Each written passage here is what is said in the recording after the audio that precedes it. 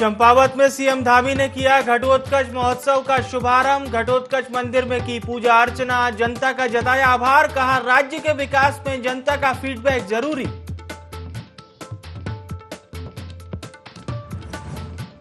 मुख्यमंत्री पुष्कर सिंह धामी ने काशीपुर में किया 9 आवासीय परियोजनाओं का शिलान्यास। कहा 2024 तक हर हाल में करेंगे पीएम मोदी का सपना पूरा। केदारनाथ पहुंचे राज्यपाल गुरमीत सिंह, बाबा केदारनाथ के किए दर्शन। राज्यपाल ने दर्शन कर प्रदेश की खुशहाली की कामना की, श्रद्धालुओं से की मुलाकात।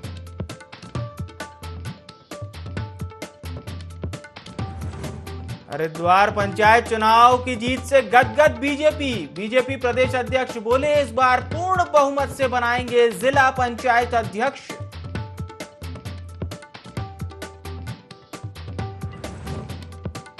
एक दिवसीय दौरे पर रुद्रप्रयाग के मराठा इन्फेंट्री कैंप पहुंचे राज्यपाल। केदारनाथ यात्रा की तैयारियों के साथ विकास कार्यों की समीक्षा का लिया जायजा।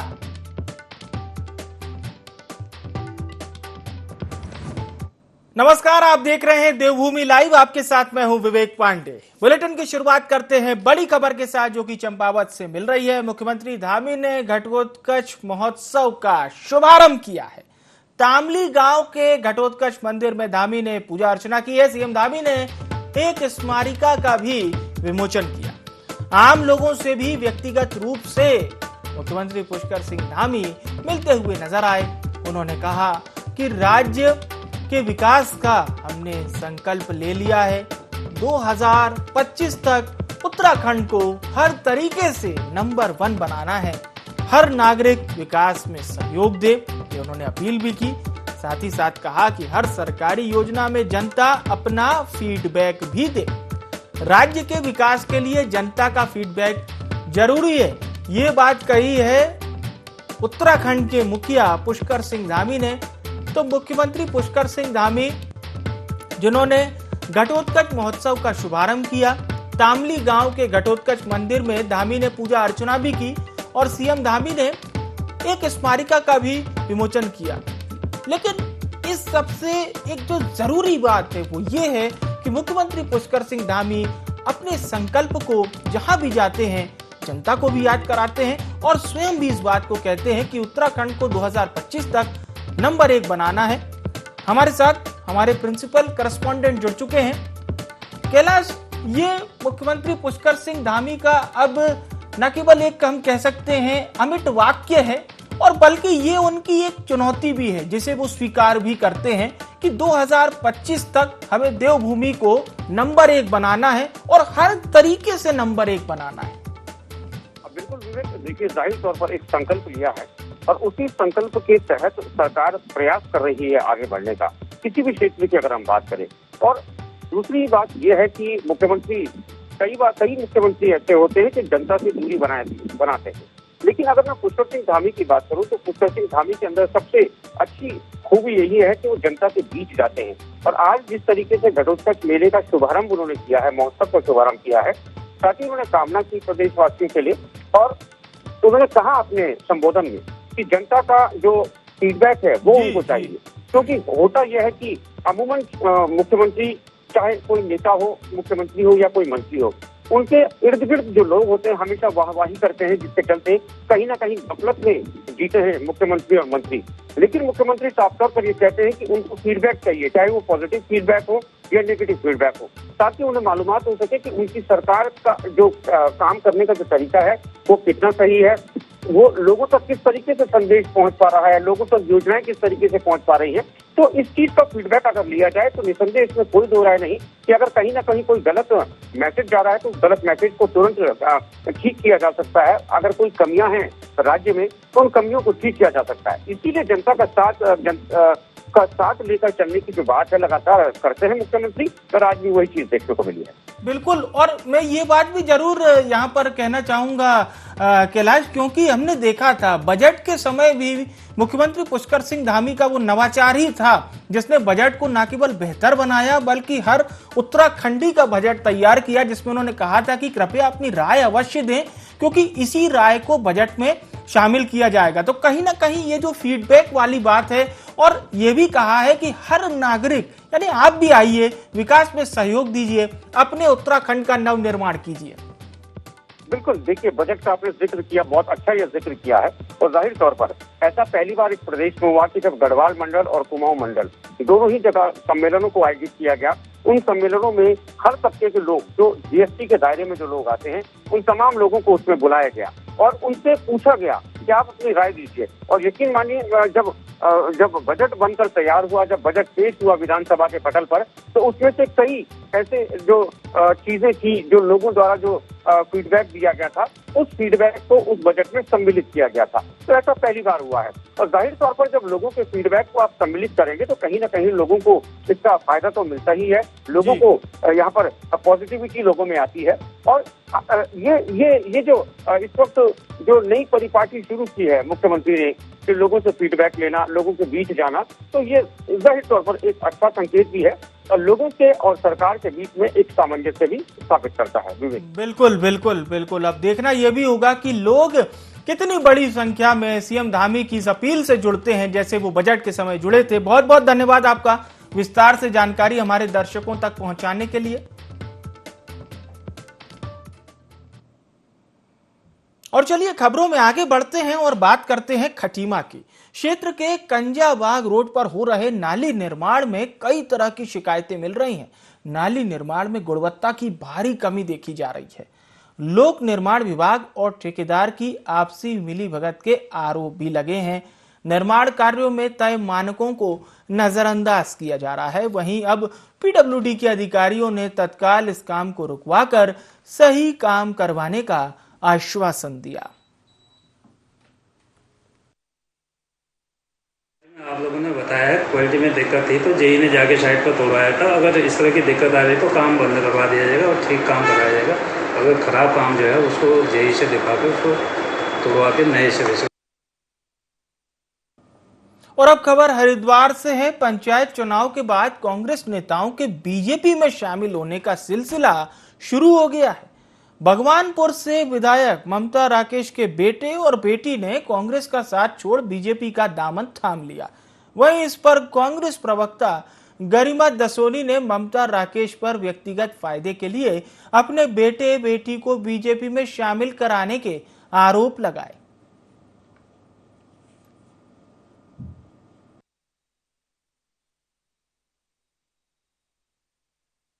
ममता राकेश के दोनों ही बच्चों ने भारतीय जनता पार्टी ज्वाइन कर ली।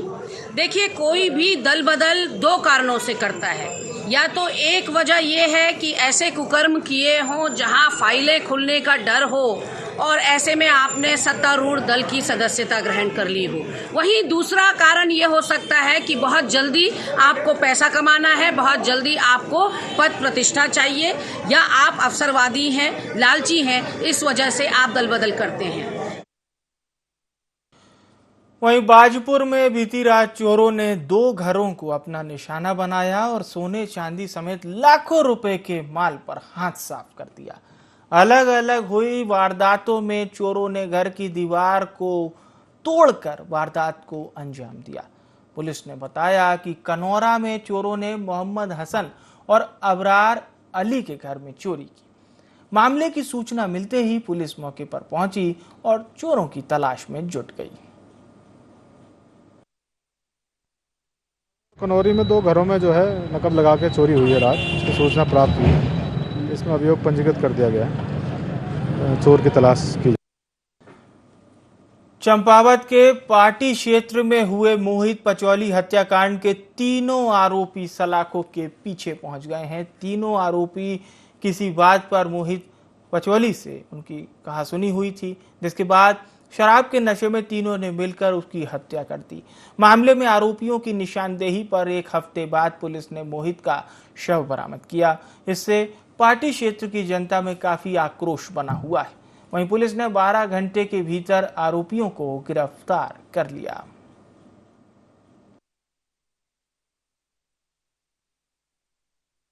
उनको तत्काल अरेस्ट कर लिया गया है और फिलहाल उनसे पूछताछ की जा रही है और उनको आज उनको जेल मिलती है। देखिए 3 मुलजिमों को पुलिस ने अरेस्ट कर लिया है। जो मुलजिम थे उनको तत्काल अरेस्ट कर लिया गया है और फिलहाल उनसे पूछताछ की जा रही है और उनको आज उनको जेल मिलती है। देखिए 3 मुलजिमों को पुलिस ने अरेस्ट। राजधानी देहरादून में कांग्रेस कार्यकर्ता टूटी सड़कों को लेकर प्रदर्शन करते हुए नजर आ रहे हैं। आपको बता दें, कांग्रेस टूटी सड़कों को लेकर हल्ला बोल कर रही है और धामी सरकार से मांग कर रही है कि इसका निर्माण किसी भी स्थिति में करवाया जाए। पीडब्ल्यूडी विभाग के ऑफिस का घेराव भी किया है और टूटी सड़कों के निर्माण को लेकर कांग्रेस का ये प्रदर्शन देखने को मिला। अनिश्चितकालीन धरना प्रदर्शन को लेकर बाकायदा चेतावनी थी। स्मार्ट सिटी के नाम पर सड़कों का बुरा हाल है, ऐसा कांग्रेस का कहना है और अनिश्चितकालीन धरना प्रदर्शन करने की चेतावनी भी दी है कि यदि आप हमारी मांग पूरी नहीं करते हैं तो हम अनिश्चितकालीन धरने पर जाएंगे।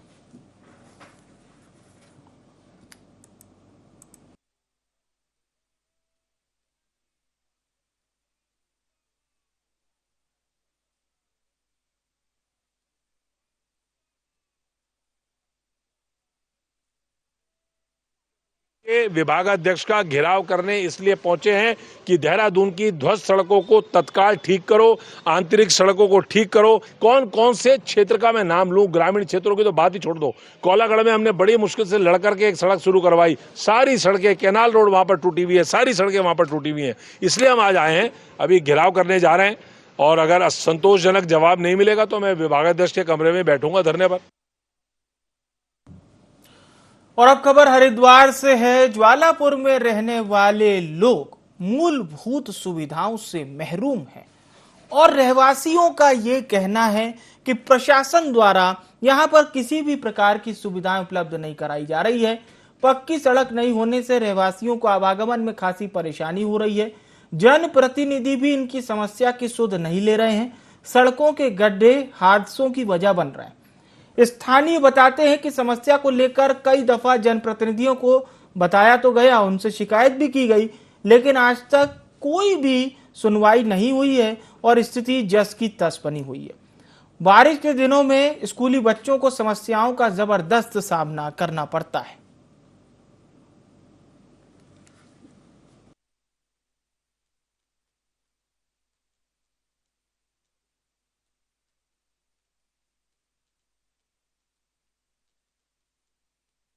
इतना खराब है जी, 20 साल से हम लगे हुए हैं। कभी चीफ मिनिस्टर तक पहुंच गए, कभी विधायक के पास गए और 20 बार लिख चुके हैं, लेकिन कोई भी इसकी तरफ को ध्यान नहीं देता है।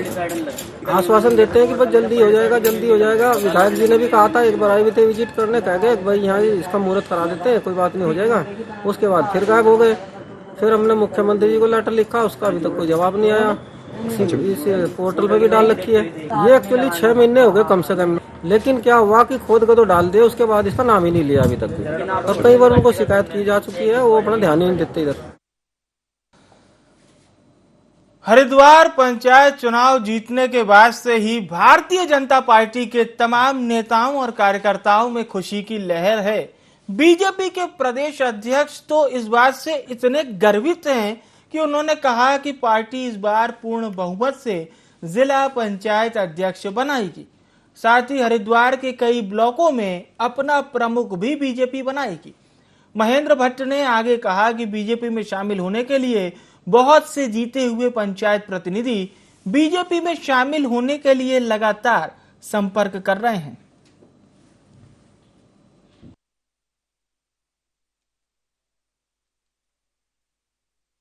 जिला पंचायत का quorum हमारा पूरा हो चुका है। भारतीय जनता पार्टी पूर्ण बहुमत से ऊपर है। अब क्योंकि 6 विकास खंड है, 6 विकास खंडों के अंदर भी भारतीय जनता पार्टी का बोर्ड बने, प्रमुख हमारे बने, ज्येष्ठ प्रमुख कल हमारे भारतीय जनता पार्टी के कार्यकर्ता बने। इस दृष्टि से हमने अपना एक बूथ प्रबंधन कमेटी, जो ब्लॉक चुनाव प्रबंधन कमेटी हमने बनाई है, उस ब्लॉक कमेटी के पास अनेकों लोग जो बीडीसी के मेंबर हैं उनसे संपर्क कर रहे हैं। क्योंकि पार्टी ज्वाइन करनी है तो उसकी प्रक्रिया है, तो हमने सबको आज भी बुलाया, कल भी बुलाएंगे। 2 दिन के अंदर ये ज्वाइनिंग का कार्यक्रम पूरा करेंगे और मुझे ऐसा लगता है कि अधिकतर ब्लॉकों में हम अपने प्रमुख बनाएंगे। और देश भर में चर्चित हो चुके अंकिता हत्याकांड को लेकर अभी भी देवभूमि में लोगों की नाराजगी जस की तस है। लोग लगातार आरोपियों को फांसी दिए जाने की मांग कर रहे हैं। जगह जगह प्रदर्शन हो रहे हैं। लोगों का कहना है कि हत्याकांड के आरोपियों को केवल और केवल फांसी की सजा ही मिले। इसी मांग को लेकर कांग्रेस ने लाल कुआं तहसील परिसर में एक सांकेतिक धरना प्रदर्शन किया और सरकार पर एक रसूखदार आरोपी का नाम छुपाने का आरोप लगाया। कांग्रेस का कहना है कि पुलिस की जांच में एक वीआईपी शख्स का नाम सामने आया है, जिसे अभी तक सार्वजनिक नहीं किया गया है। जल्द ही सारे नाम उजागर कर आरोपियों को फांसी की सजा दी जाए ताकि अंकिता के परिवार को न्याय मिल सके। इस दौरान पार्टी के एससी प्रकोष्ठ के प्रदेश उपाध्यक्ष लक्ष्मण सिंह धपोला ने प्रदेश में अनुसूचित समाज के लोगों पर अत्याचार बढ़ने की भी बात कही।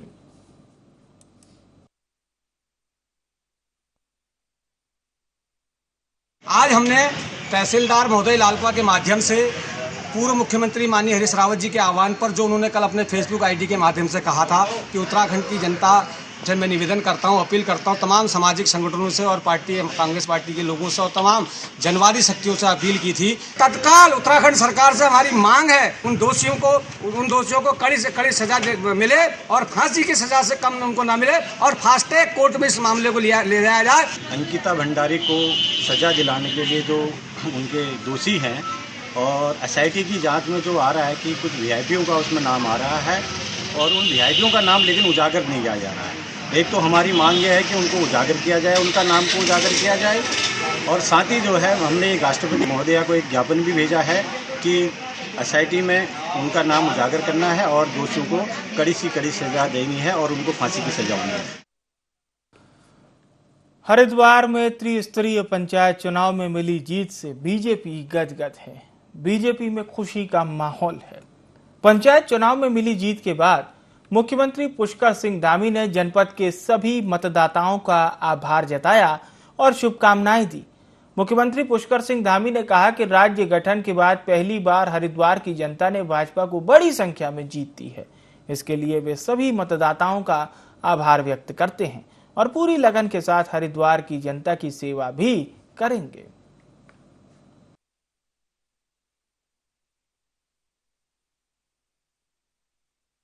हरिद्वार की महान जनता का धन्यवाद करते हैं कि उन्होंने उत्तराखंड बनने के बाद पहली बार भारतीय जनता पार्टी को एक ऐतिहासिक मैंडेट दिया है और हम हरिद्वार क्षेत्र की जनता की सेवा करेंगे और अगर और ज़्यादा उत्साह और ऊर्जा से जो उन्होंने हमको अपने मत और समर्थन के रूप में दिया है, सेवा के रूप में उसको परिवर्तित करेंगे।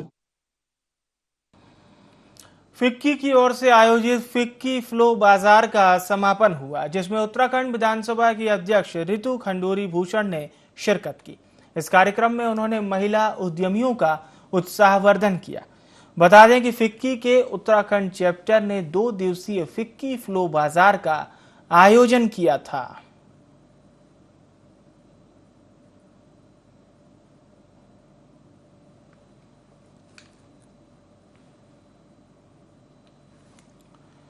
मंत्री रेखा आर्या लाल कुआं स्थित खड़गपुर गांव पहुंची, जहां उन्होंने मृतका अंजलि उर्फ प्रीति आर्या के परिजनों से मुलाकात की। इस दौरान कैबिनेट मंत्री ने पीड़ित परिवार का हालचाल भी जाना और परिवार को 4 लाख रुपए की आर्थिक सहायता राशि भेंट की। इस दौरान उन्होंने कहा कि भले ही इस आर्थिक मदद से हम पीड़ित परिवार की बेटी को वापस नहीं ला सकते, लेकिन इस छोटी आर्थिक मदद से कहीं ना कहीं पीड़ित परिजनों की एक मदद जरूर हो सकती है। एक बच्ची का अपहरण होने के उपरांत में उसका धड़ से सर अलग करना और उसकी छाती पर रखना अपने आप में नफरत की पराकाष्ठा वो थी। और उस घटनाक्रम में एक माँ के साथ में, चूँकि मैं भी एक माँ हूँ, अपनी जो संवेदना व्यक्त कर सकती थी। पूर्व में जब जानकारी मिली मैं तब भी आपके माध्यम में आई थी।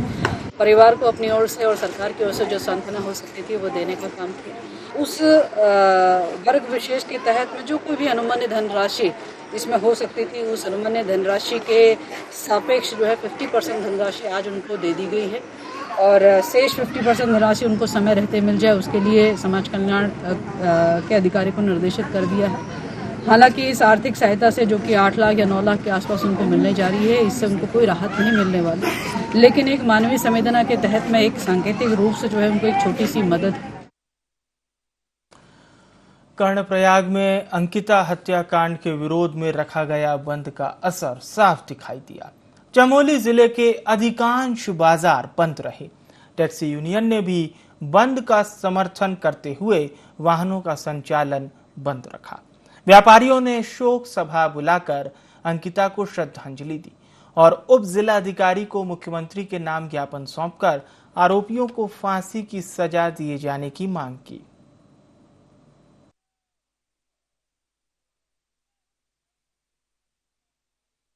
अंकिता हत्याकांड में पूरा उत्तराखंड की जो देवभूमि की जनता है वो अपने आप को पीड़ित महसूस कर रही है। बहुत आक्रोश लोगों के अंदर है और इसी आक्रोश के चलते आज हमारा कर्णप्रयाग का जो व्यापार संघ था उसने जो उत्तराखंड के अंदर बंद की कॉल थी उसका समर्थन किया और हम मांग करते हैं कि जो उत्तराखंड जो अंकिता हत्याकांड के दोषी हैं उनको फांसी की सजा हो।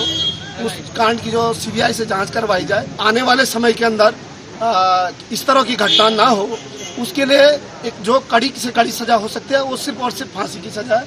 वो तत्काल उसको फांसी की सजा दी है। पूरा जनपद की टैक्सी मैक्सी बंद है। बंद का आह्वान स्थानीय स्तर पर स्थानीय संस्थाओं द्वारा किया गया। ये प्रदेश का आह्वान नहीं है, लेकिन हर चालक को हर मालिक को अपनी बहू बेटियों की चिंता है। ये जो दंडनीय अपराध हुआ है ऋषिकेश में वो अपराध यहाँ तक न फैले, इसी के कारण हमने आज मिक्सर चौराहा बंद रखा है। ये अपराधी पहाड़ में न घुसे। मांग ये थी अंकिता के हत्यारों को शीघ्र से शीघ्र फांसी हो। तो प्रदेश भर में अंकिता भंडारी के हत्यारों को फांसी की सजा देने की मांग उठ रही है। सितारगंज में भी व्यापारी मंडल ने महाराजा प्रताप चौक पर अंकिता भंडारी को पहले तो श्रद्धांजलि दी और उसके बाद उनके चित्र पर पुष्प अर्पित कर सभी व्यापारियों ने बाजार बंद किया। मौके पर पहुंचे तमाम जनप्रतिनिधि न केवल इस दौरान श्रद्धांजलि सभा में शामिल हुए बल्कि साथ ही साथ अंकिता भंडारी को न्याय दिलाने की मांग भी की गई और मुख्यमंत्री धामी से इस विषय में कड़ी से कड़ी कार्रवाई करते हुए आरोपियों के लिए फांसी की मांग की गई।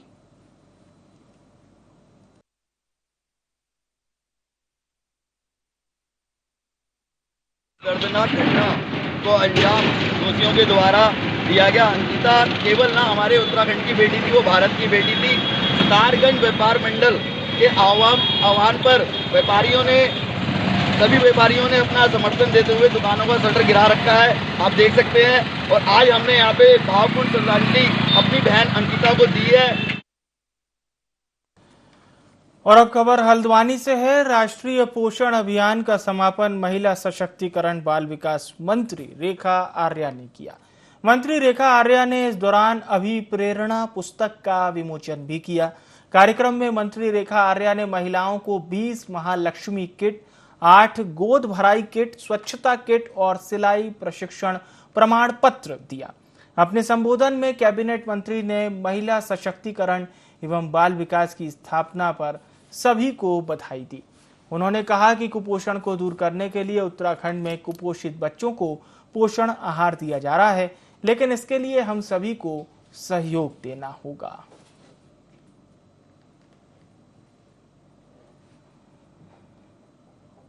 और देवभूमि लाइव में फिलहाल के लिए इतना ही। मुझे यानी विवेक को दीजिए इजाजत। नमस्कार।